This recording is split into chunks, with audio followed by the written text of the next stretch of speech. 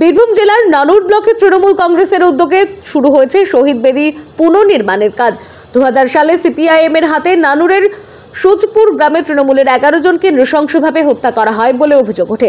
সে সময় শহীদদের স্মরণে নানুরের বাসাপাড়ায় শহীদ বেদি স্থাপন করা হয়েছিল, কিন্তু দীর্ঘদিন পর রাস্তা উঁচু হওয়ায় শহীদ বেদি মাটির নিচে চলে যায়। তাই শহীদ পরিবারের অনুমতি নিয়ে নতুন করে শহীদ বেদি নির্মাণের উদ্যোগ নিয়েছে নানুর ব্লক তৃণমূল কংগ্রেস।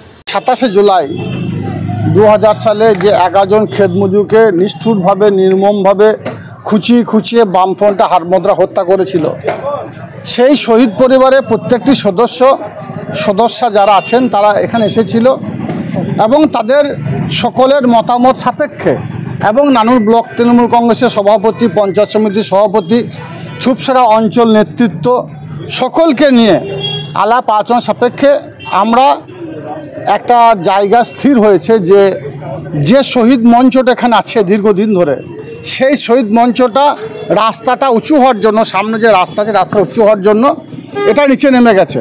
সম্ভবত এখানে বিভিন্ন সময়ে নোংরা আবর্জনা এখানে পড়ে থাকে, তাই শহীদ পরিবারের সদস্যদের দাবির পরিপ্রেক্ষিতে আমরা এটাকে পিছনে নিয়ে যাব। এই স্থানে শহীদ মঞ্চ থাকবে, কিন্তু যেহেতু পিছনে শহীদ মঞ্চ যাবে এবং সামনে একটা বসার শেড তৈরি করা হবে, অর্থাৎ শহীদ মঞ্চটা যেন সঠিক জায়গায় হয় এবং সব সময়ের জন্য সাফ সুতরা থাকে, পরিষ্কার পরিচ্ছন্ন থাকে, সেটা শহীদ পরিবারের সদস্যদের দাবি ছিল। সেই দাবিটা পূরণ করার উদ্দেশ্যেই আমরা এইটা নির্মাণের কাজ শুরু করেছি এবং আমাদের ইচ্ছা আছে যে 27 জুলাইয়ের প্রাক্কালেই এটাকে আমরা উদ্বোধন করব।